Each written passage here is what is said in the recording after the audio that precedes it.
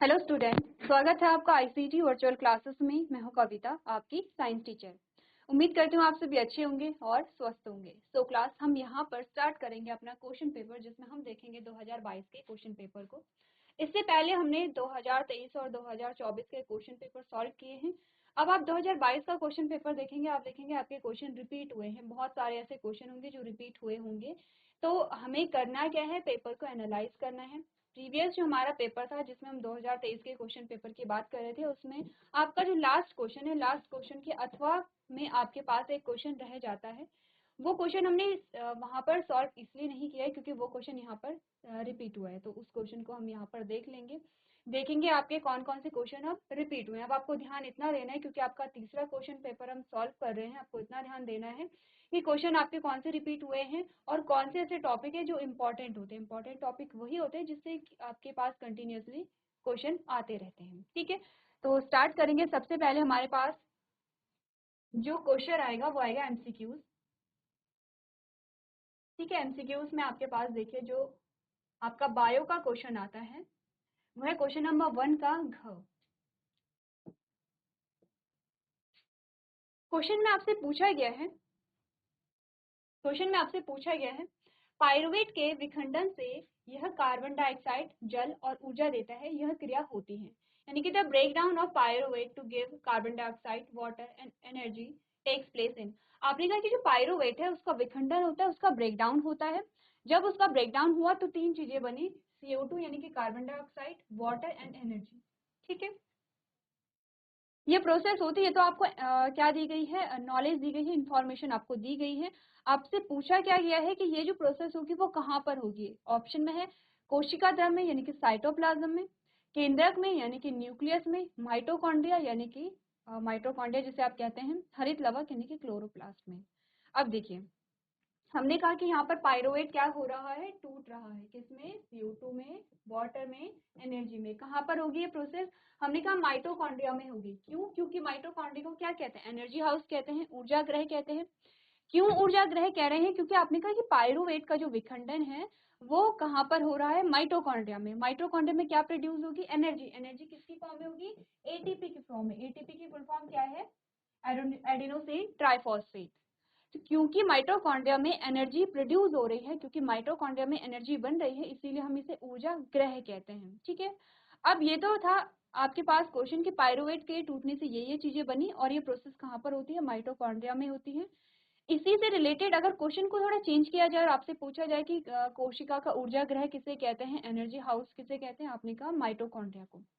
फिर से क्वेश्चन को थोड़ा सा चेंज कर लिया जाए और आपसे पूछा जाए कि कोशिका की ऊर्जा मुद्रा किसे कहते हैं, एनर्जी करेंसी किसे कहते हैं, तो अब आप कहेंगे एनर्जी करेंसी क्या कहलाएगी? ATP।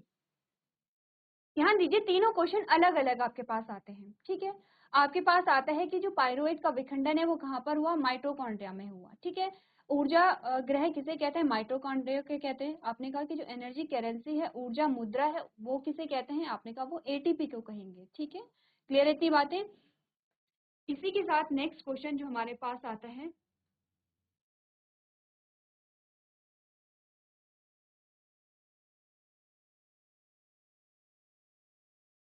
क्वेश्चन नंबर 6 को देखिए, जिसमें आपसे कहा गया है जैव निम्नीकरणीय, अजैव निम्नीकरणीय पदार्थों का एक एक उदाहरण दीजिए। Give an example each of biodegradable and non biodegradable substance. आपने कहा कि यहाँ पर आपको बताना है जैव निम्नीकरणीय तथा अजैव निम्नीकरणीय पदार्थ, यानी कि ऐसे पदार्थ जो क्या होते हैं, जिनका निम्नीकरण हो जाता है। निम्नीकरण का मतलब होता है कि जो जिनका अपघटन हो जाता है। जैसे कि हमने कहा कि जो कुछ ऐसे पदार्थ होते हैं जो कि नेचुरली क्या हो जाते हैं, जिनका अपघटन हो जाता है। ठीक है, कुछ ऐसे पदार्थ होते हैं जिनका अपघटन नहीं हो पाता, इसीलिए कहा भी जाता है आपको जो कचरा होता है उसका क्या करते हैं, आप विभाजन करते हैं, अलग अलग डब्बों में, अलग अलग बर्तनों में आप उसे रखते हैं। किस बेसिस पे रखते हैं? एक ऐसा कूड़ा होता है कि जिसका आप क्या कर देते हैं, अपघटन कर लेते हैं, नेचुरली वो क्या हो जाता है, अपघटन हो जाता है, जिसे जैव निम्नीकरणीय पदार्थ आप कहेंगे। अब आपने कहा अजैव निम्नीकरणीय पदार्थ कौन होंगे? वैसे पदार्थ, वो पदार्थ जिनका निम्नीकरण या जिनका अपघटन नहीं हो रहा है। एग्जाम्पल आपने कहा जैव निम्नीकरणीय पदार्थ में आपने कहा कि सारे जो पादप होते हैं, पादप यानी कि जितने भी आपको पेड़ दिखे, लकड़ी जिसे आप कहते हैं, पेड़ की छाल है, पत्ती है, आपकी वेजिटेबल्स हैं, बचा हुआ भोजन आता है, किसी की डेड बॉडी है, ये सारे क्या होते हैं, आपने कहा जैव निम्नीकरणीय पदार्थ होते हैं, क्योंकि ये जैविक पदार्थ है। जैविक पदार्थ क्यों है? क्योंकि ये क्या है, किसी लिविंग का पार्ट रहे हैं। अगर किसी की डेड बॉडी है तो आपने कहा किसी लिविंग का पार्ट था वो कभी, ठीक है। अगर आप लकड़ी की बात करें तो आपने कहा जो लकड़ी थी कभी ना कभी जो प्लांट था वो लिविंग था। तो इनका जो अपघटन होता है वो किसके द्वारा होता है? अपघटकों के द्वारा होता है। इनका अपघटकों के द्वारा निम्नीकरण हो जाता है। निम्नीकरण का सिंपल सा मतलब है कि जो जटिल जो पदार्थ है, जो कॉम्प्लेक्स फॉर्म है, वो सिंपल फॉर्म में कन्वर्ट हो गई है। जैसे कि किसी की डेड बॉडी थी, अब आप कुछ टाइम बाद देखते हैं कि वो जो डेड बॉडी वो मिट्टी में परिवर्तित हो गई है। तो इसका मतलब क्या हुआ कि जो कॉम्प्लेक्स फॉर्म थी वो सिंपल फॉर्म में यहाँ पे कन्वर्ट हो गई है, जिससे आप क्या कह रहे हैं? निम्नीकरण कह रहे हैं। अजैव निम्नीकरणीय पदार्थों में आपने एग्जाम्पल क्या देखा? आपने कहा कि सबसे सिंपल सा एग्जाम्पल आपके पास आता है प्लास्टिक, ठीक है, जिसका कि निम्नीकरण नहीं हो सकता है। चलिए क्वेश्चन नंबर 9 को देखिए। क्वेश्चन नंबर 9 2 नंबर का क्वेश्चन है और आपका जो क्वेश्चन है वो रिपीट हुआ है एज इट इज, ठीक है। 2024 का क्वेश्चन पेपर जब हम सॉल्व कर रहे थे तब हमने बात की थी स्वपरागण तथा पर परागण में अंतर स्पष्ट कीजिए। स्वपरागण और पर परागण में जब हमने अंतर देखा था तो हमने यहाँ पे डायग्राम भी देखा था। इसी के साथ हमने कहा था कि भोजन के पाचन में लार की क्या भूमिका है, यानी कि जब डाइजेशन होता है तो उसमें आपने लार की भूमिका देखी थी। तो सबसे पहले स्वपरागण और पर परागण में अगर आप डिफरेंस देखेंगे, हमने पहले भी ये डिफरेंस देखा है तो जल्दी से देख लेते हैं।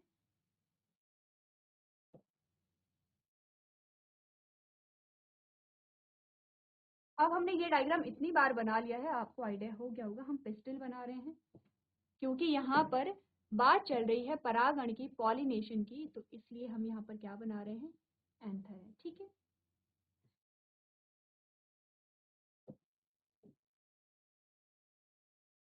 ये एक प्लांट का फ्लावर है। फिर हमने कहा कि दूसरा प्लांट यानी कि दूसरे पौधे का फूल हमारे पास आता है,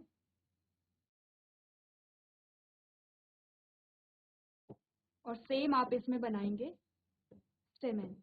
अब आप देखिए ये जो दोनों फूल आपके पास बने हैं ये क्या है? आपने कहा द्विलिंगी फ्लावर है। ये क्या है? द्विलिंगी फ्लावर है। तो देखिए ये आपके पास क्या आ गया है? स्वपरागण आ गया है, ठीक है। और ये आपके पास क्या आ गया है? पर परागण आ गया। सिंपल सी बात है। आपने कहा ये जो डायग्राम आपको बताता है ये स्वपरागण के बारे में बताता है, और ये जो डायग्राम है ये आपको बताता है पर परागण के बारे में।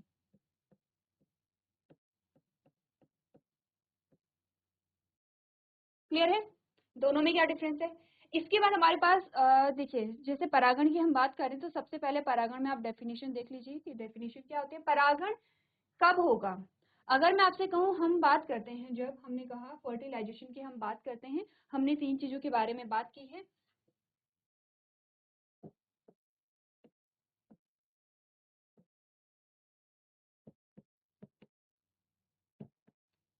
प्री फर्टिलाइजेशन, ठीक है, दूसरा आता है फर्टिलाइजेशन, तीसरा आता है पोस्ट फर्टिलाइजेशन। मैं कहूँ कि इन तीनों में से आपका जो यहाँ पर पॉलिनेशन की प्रोसेस हो रही है, तो पॉलिनेशन की प्रोसेस किस पार्ट में आती है? पॉलिनेशन कब होगा?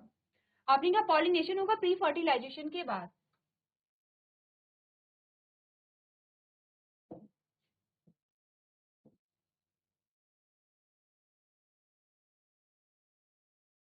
ठीक है, जो पॉलिनेशन होगा वो फर्टिलाइजेशन के बाद होगा। इसमें सबसे पहले तो क्या बनेगी? गैमीट बनेंगे। गैमीट जब बने तो वो क्या होंगे? मेच्योर होंगे। अब जब गैमीट मेच्योर हो जाते हैं तब क्या होगा? गैमीट ट्रांसफर होते हैं। क्या होगा? जो गैमीट होंगे वो ट्रांसफर होंगे। तो आपने कहा कि प्री फर्टिलाइजेशन में गैमीट का क्या होगा? गैमीट फॉर्मेशन आएगा,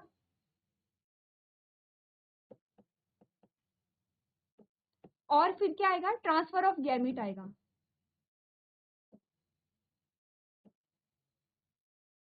ट्रांसफर ऑफ गैमीट में को ही आप क्या कहते हैं? इसी प्रोसेस को आप क्या कहते हैं? यहाँ पर आपने कहा इसी को हम कहते हैं पॉलिनेशन। अगर हम प्लांट की बात करें तो ध्यान दीजिए, आपको ध्यान देना है, पॉलिनेशन की अगर बात हो रही है तो हम सिर्फ प्लांट की बात कर रहे हैं, एनिमल की बात नहीं करेंगे। हमने कहा गैमेट फॉर्मेशन हुआ, पहली चीज। दूसरी चीज ट्रांसफर ऑफ गैमेट में हम देखते हैं कि जो गैमेट है उसका ट्रांसफर होगा, इसी को हम पॉलिनेशन कहते हैं। ठीक है, जब पॉलिनेशन हो गई है, जब पॉलिनेशन हो गई उसके बाद होगा यहाँ पर फर्टिलाइजेशन। ठीक है, क्लियर है।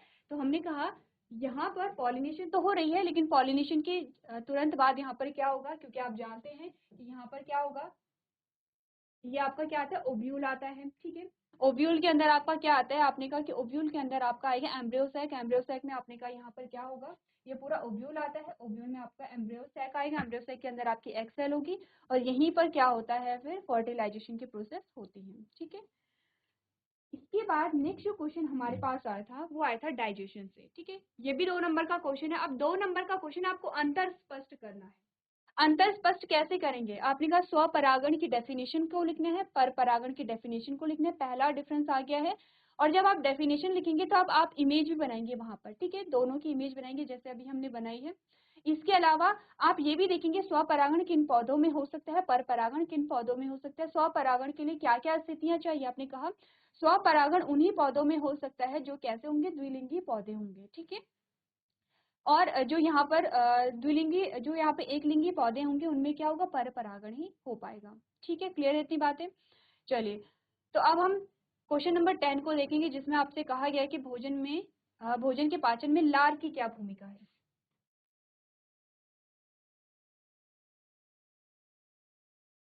हम बात कर रहे हैं किसके बारे में, सलाइवा के बारे में।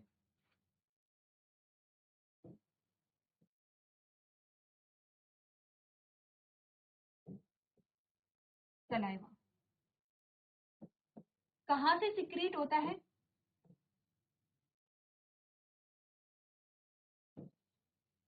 स्लाइवरी ग्लैंड से। आपके पास कितने जोड़ी स्लाइवरी ग्लैंड आते हैं, 3 पेयर। ठीक है, 3 जोड़ी आपके पास क्या आते हैं, स्लाइवरी ग्लैंड आते हैं। ठीक है, 3 जोड़ी हमारे पास स्लाइवरी ग्लैंड आती हैं। आपने कहा स्लाइवरी ग्लैंड से आपका सलाइवा निकलता है। सलाइवा का सबसे पहले आपको देखते हैं कंपोजिशन की, सलाइवा किस किस चीज से मिलकर के बना है। जैसे कि आपने कहा कि जो सलाइवा होता है उसमें एंजाइम्स आपके आते हैं। ठीक है, एंजाइम्स के अलावा इसमें क्या आता है, म्यूकस आता है, म्यूकस के अलावा वाटर आता है। ठीक है, इसमें क्लोरीन आता है, पोटेशियम आता है, सोडियम आता है। तो सारे आपको क्या लिखने हैं, इसमें कंपोजिशन लिखना है सबसे पहले। दूसरा आपने कहा कि स्लाइवा का फंक्शन, अगर हम बात करें स्लाइवा का फंक्शन या स्लाइवा के जो कार्य होते हैं वो क्या क्या करते हैं। सबसे पहले भोजन को गीला बनाएगा,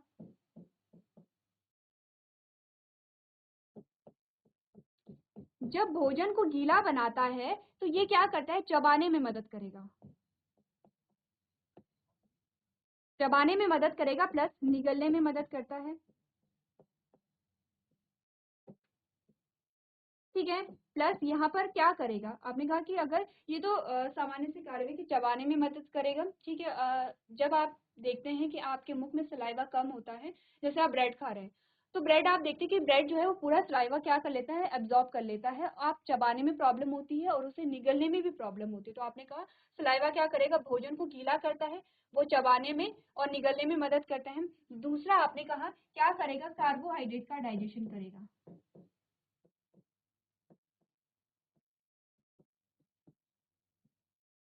कार्बोहाइड्रेट का पाचन करेगा।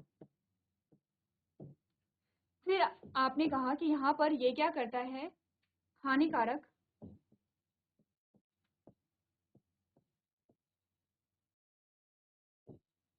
जीवाणु को क्या करेगा, नष्ट करता है।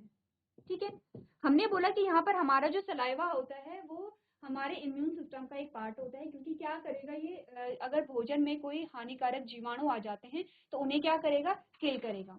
तो ये सारे आपके क्या आते हैं, सलाइवा के फंक्शन आते हैं, जो कि क्या है, नॉर्मल है। आप देख सकते हैं कि सलाइवा क्या क्या काम कर रहा है यहाँ पर। ठीक है, आपने कहा कि भोजन को गीला करेगा, गीला करने के साथ साथ चबाएगा, निगलने में मदद करेगा, कार्बोहाइड्रेट का डाइजेशन होता है। आपने कहा कि जो भोजन है, भोजन में अगर हानिकारक जीवाणु आ जाते हैं तो उन्हें यहाँ पे नष्ट करता है। ये सारे फंक्शन किसके होते हैं, सलाइवा के होते हैं। ठीक है,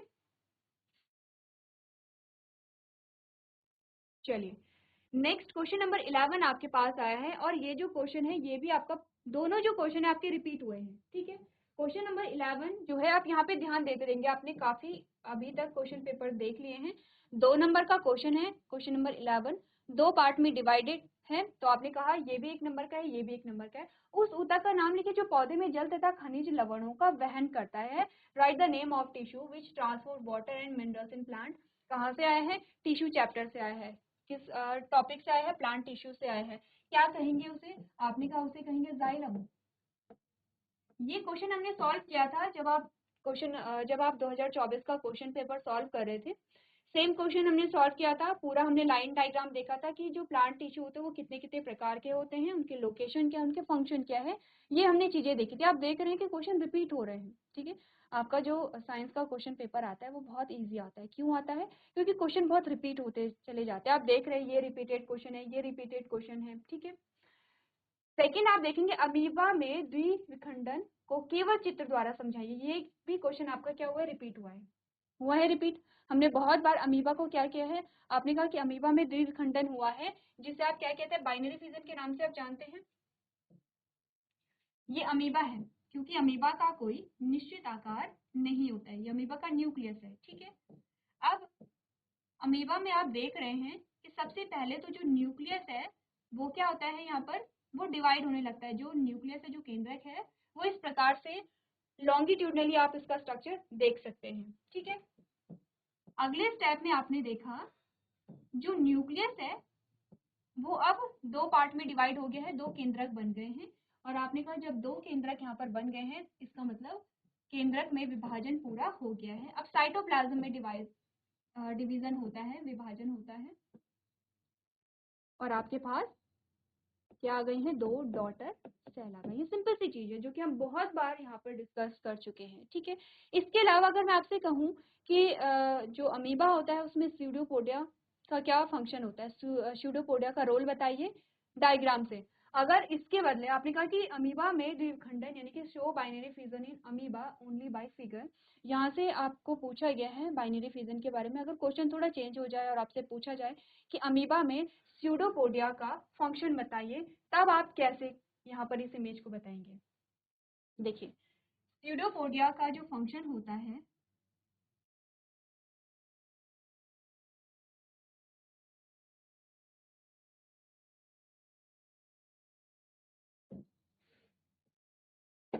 ये अमीबा है।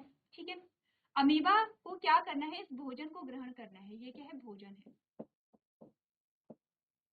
इसे भोजन को ग्रहण करना है। तो होता क्या है? ये भोजन है,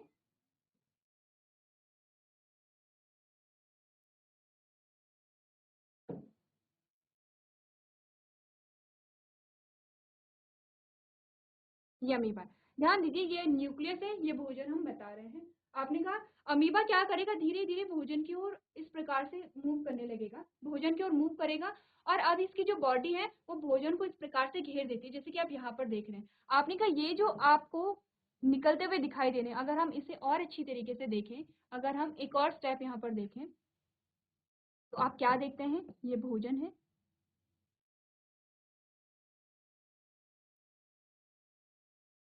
ये अमीबा है, ये इसका न्यूक्लियस है। अब आप देखिए, इसने भोजन को और अच्छे से घेर लिया है। ये जो अलग से प्रोजेक्शन आपको मिलते हुए दिखाई दे रहे हैं, इसे आप क्या कहते हैं? स्यूडोपोडिया कहते हैं। ठीक है, इसे हम क्या कहते हैं? स्यूडोपोडिया कहते हैं। आपने कहा स्यूडोपोडिया का फंक्शन क्या था? एट लास्ट आपने क्या देखा? एट लास्ट आपने देखा कि ये है अमीबा, ये इसका क्या है? न्यूक्लियस है, और यहाँ पर इसने भोजन को क्या कर लिया है? ग्रहण कर लिया। तो स्यूडोपोडिया कर क्या रहा है? लोकोमोशन में हेल्प कर रहा है। आपको अगर स्यूडोपोडिया का फंक्शन पूछा जाता है और डायग्रामेटिक रिप्रेजेंटेशन आपसे मांगी जाती है, तो आप इस प्रकार से यहाँ पर इसका फंक्शन दिखाएंगे। चलिए क्वेश्चन नंबर 15 को देखिए। 2 नंबर का क्वेश्चन आपके पास आता है। आपसे पूछा गया हमें वन एवं वन्य जीव संरक्षण क्यों करने चाहिए, कोई 2 कारण लिखिए। Why should we conserve forest and wildlife, write any 2 reason. बहुत इजी क्वेश्चन आपके पास आया है, सिर्फ 2 रीजन आपसे पूछे गए हैं। आपसे पूछा गया है हमें वन्य जीवन का संरक्षण क्यों करना चाहिए, वन एवं वन्य जीवन का संरक्षण। वन से आप जानते हैं आपको प्लांट की इंपॉर्टेंस बतानी है, और वन्य जीव संरक्षण हमें क्यों करना चाहिए। आपने देखा होगा, आपने फूड चेन पढ़ी थी। अब आपने कहा इसी प्रकार से बहुत सारी फूड चेन मिलकर के फूड वेब बनाती है, जहां डायरेक्टली इनडायरेक्टली जो जीव होते हैं वो एक दूसरे से कनेक्टेड रहते हैं। तो हर एक जीव का, जितने भी जीव इस अर्थ पर प्रेजेंट होते हैं, चाहे वो क्या हो, बहुत माइक्रोस्कोपिक हो, चाहे वो बहुत बड़ा विशाल हो, हर एक की अपनी इंपॉर्टेंस होती है। ठीक है, हर एक की क्या होती है, अपनी इंपॉर्टेंस होती है।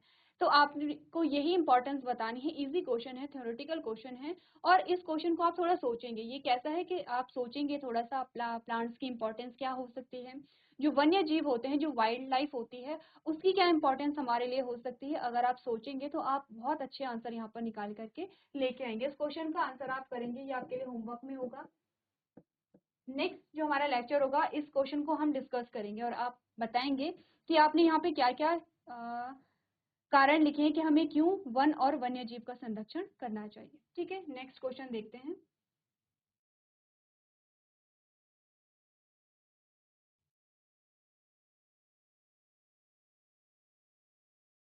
चलिए क्वेश्चन नंबर 19 को देखिए। 3 नंबर का क्वेश्चन आपके पास आता है। अब ये क्वेश्चन आप ऐसा नहीं है कि इस टॉपिक से रिलेटेड क्वेश्चन आप पहली बार देख रहे हैं। टॉपिक आपके पास आ रहा है, ध्यान दीजिए। ऐसा नहीं है कि क्वेश्चन एज इट इज आपके पास आएंगे, आपको टॉपिक देखने हैं। ठीक है, तो आप देख रहे हैं कि इस टॉपिक से रिलेटेड क्वेश्चन पहले भी आए हैं। जैसे कि आपसे पूछा ही गया है, आपसे ये कहा गया था कि एक कोशिकीय जीव और बहुकोशिकीय जीवों में जनन में क्या अंतर होता है, ये बताइए। ये आपसे ये भी पूछा गया था कि जो रिप्रोडक्शन होता है, रिप्रोडक्शन क्या है, उसकी डेफिनेशन बताइए। जैसे कि यहाँ पे पूछा गया अलैंगिक जनन की अपेक्षा लैंगिक जनन के क्या लाभ है, समझाइए। यानी कि What are the advantages of sexual reproduction over asexual reproduction? आपको बताना है कि अलैंगिक जनन की अपेक्षा लैंगिक जनन के क्या लाभ यहाँ पर होते हैं। ठीक है, तो अगर हम लाभ की बात करें, सबसे पहले तो डिफरेंस हमने यहाँ पर देखे थे। अगर हम लाभ की बात करें, हमने कहा सबसे बड़ा जो लाभ आता है वो आता है यहाँ पर वेरिएशन, विविधता हमें देखने को मिलती है। क्योंकि हम जानते हैं कि अगर हम अलैंगिक जनन की बात करते हैं तो आपको वेरिएशन देखने को नहीं मिलती, क्योंकि एक ही जनक है, एक ही पेरेंट है, और सेम ही यहाँ पर क्या होता है, जेनेटिक मटीरियल होता है। तो आपने कहा कि यहाँ पर अगर हम दोनों में देखें,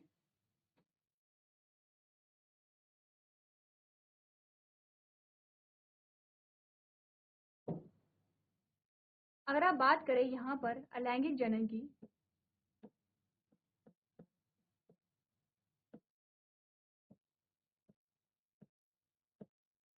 और आप बात करें लैंगिक जनन की,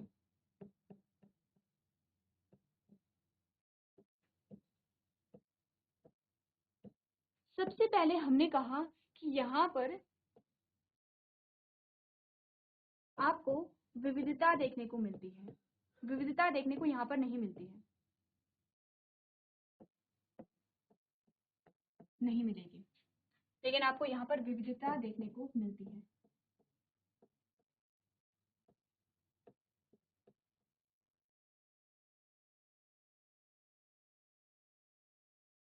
अब हमने कहा कि विविधता की सबसे पहले इंपॉर्टेंस अगर हमें पता होगी, तभी हम इस टॉपिक को या इस पॉइंट को क्लियर कर सकते हैं।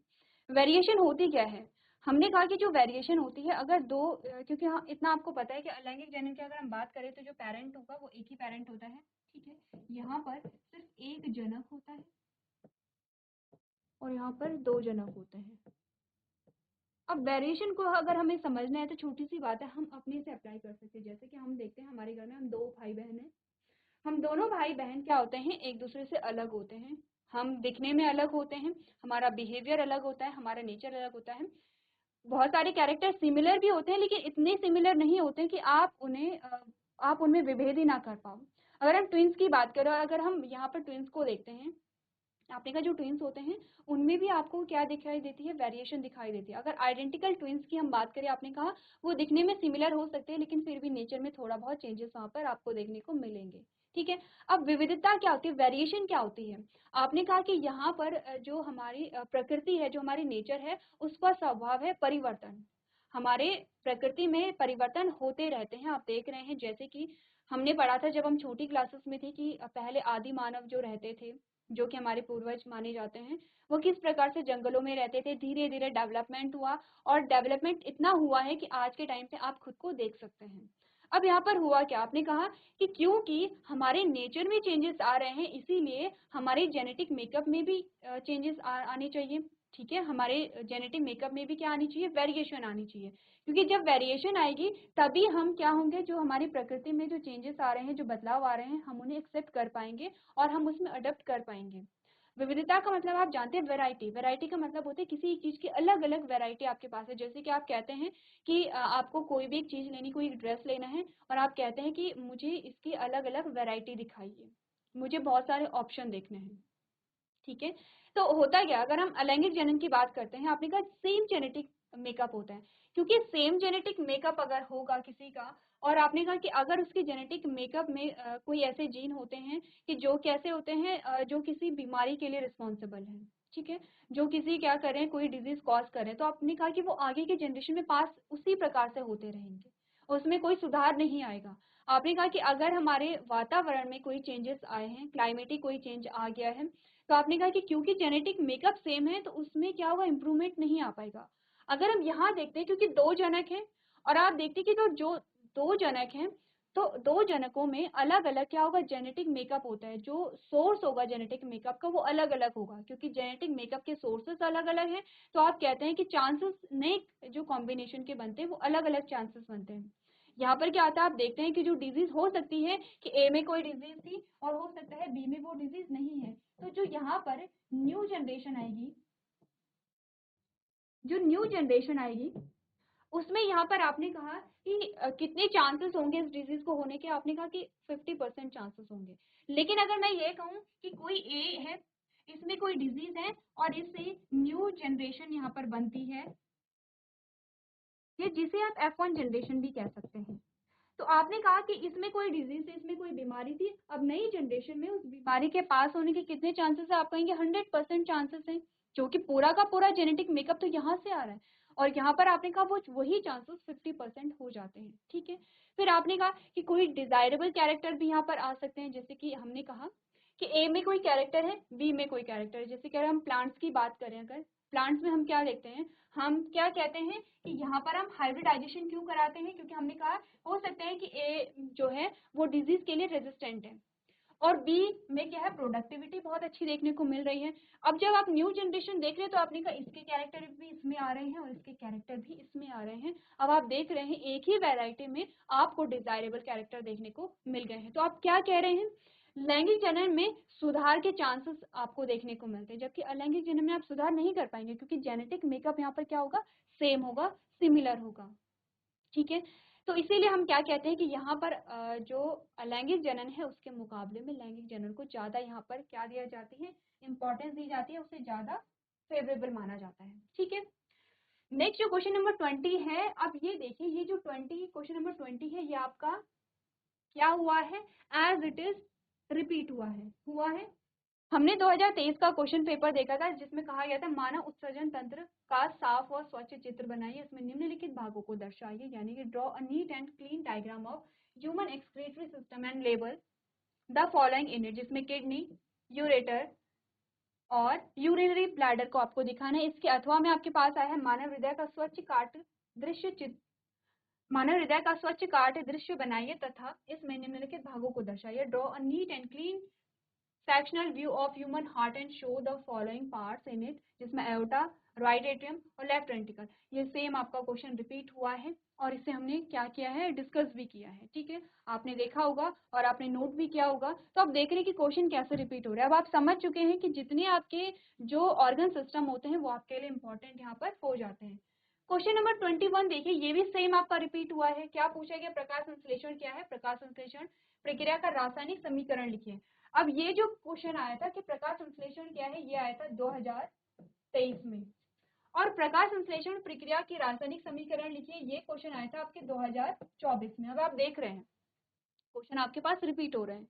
ठीक है, जो आपके पास क्वेश्चन यहाँ पर आया है 2022 में, वो 23 में भी आया है, तो वो 24 में भी आया है, रिपीट हुआ है क्वेश्चन। ठीक है, अब यहाँ पर इन क्वेश्चन को हम सॉल्व कर चुके हैं, तो आपको करना क्या है, इन क्वेश्चंस को करना है। अब देखिए सेम क्वेश्चन आपका फिर से रिपीट हुआ है, एंजाइम क्या है, एंजाइम का कोई एक कार्य लिखिए।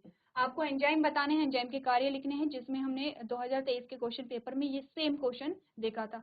जो क्वेश्चन रिपीट हो रहे हैं उन्हें हम यहाँ पर सॉल्व नहीं करेंगे क्योंकि उन्हें हम ऑलरेडी सॉल्व कर चुके हैं, नए क्वेश्चन पे ज्यादा ध्यान देंगे। क्वेश्चन नंबर 24 देखिए, आपसे क्वेश्चन फिर से पूछा गया है, परितंत्र से आप क्या समझते हैं, इसके मुख्य घटकों का वर्णन कीजिए। What do you understand, what do you mean by ecosystem, describe its major components. ये जो सेम क्वेश्चन है ये आपका क्या हुआ है, रिपीट हुआ है, ठीक है। क्वेश्चन नंबर 25 को देखिए, जिसमें आपसे कहा गया है तेल एवं वसायुक्त खाद्य पदार्थों को नाइट्रोजन से प्रभावित क्यों किया जाता है। क्यों किया जाता है, जब हमने कहा था कि जो प्रिजर्वेशन की जो मेथड्स होते हैं, किसी भी चीज को आपको क्या करना है, स्टोर करना है, संग्रह करना है, उसके अलग अलग मेथड्स होते हैं, केमिकल मेथड्स होते हैं, फिजिकल मेथड्स होते हैं। तो ये केमिकल मेथड्स में आता था, जिसमें आप कहते थे कि जब आपको किसी चीज को प्रिजर्व करना है तो उसके लिए आप क्या करते हैं, तेल एवं वसायुक्त खाद्य पदार्थों को नाइट्रोजन से हम क्या करते हैं, प्रभावित करते हैं ताकि खराब ना हो। उदासीनीकरण अभिक्रिया का उदाहरण दीजिए। अच्छा, ये आपके क्या आते हैं, ये आपका केमिस्ट्री के क्वेश्चन आए हैं, क्वेश्चन नंबर 25।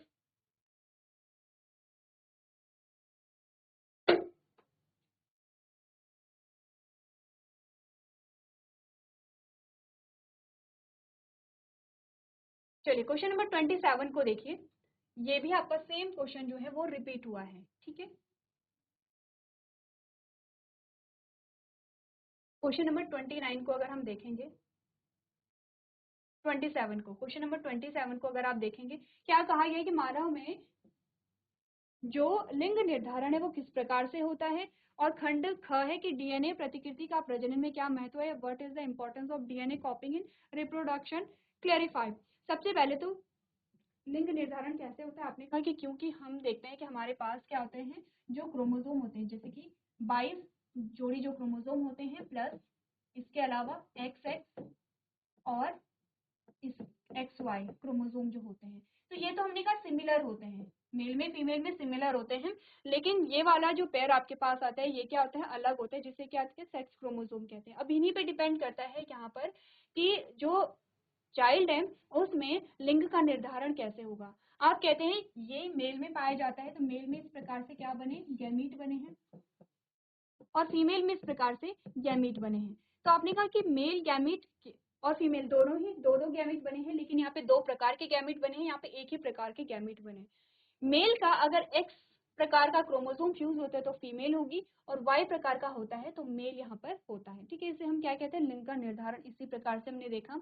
खंड ख में अगर हम देखें, हमने कहा डीएनए कॉपी की क्या इंपॉर्टेंस है। आपने कहा कि जब भी यहाँ पर एक नई सेल बनती है तो नई सेल के लिए हमें सारे ही जो मटेरियल चाहिए होते हैं वो नए चाहिए होते हैं। जैसे कि आपने कहा कि एक सेल से जब दो सेल बनती हैं तो दो सेल बनी है, जो दूसरी सेल वहां पर बनी है उसमें भी डीएनए होगा, क्योंकि बिना डीएनए के उसकी कोई एग्जिस्टेंस होती नहीं है, ठीक है। तो आपने कहा कि जब भी नई सेल का फॉर्मेशन होता है तो उसके लिए डीएनए की जो कॉपी होती है वो वहां पर की जाती है। तो इस प्रकार से आपने देखा 2022, 23 और 24 के क्वेश्चन पेपर में आपने देखा कि सारे जो क्वेश्चन आपके पास आए हैं वो रिपीट हुए। 2022 में जितने भी क्वेश्चन आपके पास आए हैं बायो के, वो 23 और 24 में रिपीट हुए हैं। तो आपको इसीलिए क्वेश्चन पेपर कराए जाते हैं ताकि आपको इम्पोर्टेंट जो टॉपिक हैं उनका पता चले। आप देखिए कि कौन से जो टॉपिक हैं वो बार बार रिपीट यहाँ पर हो रहे हैं। तो आपको जितने भी क्वेश्चन कराए गए हैं, जितने भी आप रिपीटेड क्वेश्चन कर रहे हैं, देख रहे हैं, उसे आप घर में प्रैक्टिस करते रहेंगे। तो आज के सेशन में हम इतना ही करेंगे। अभी तक क्लास में बने रहने के लिए आपका धन्यवाद।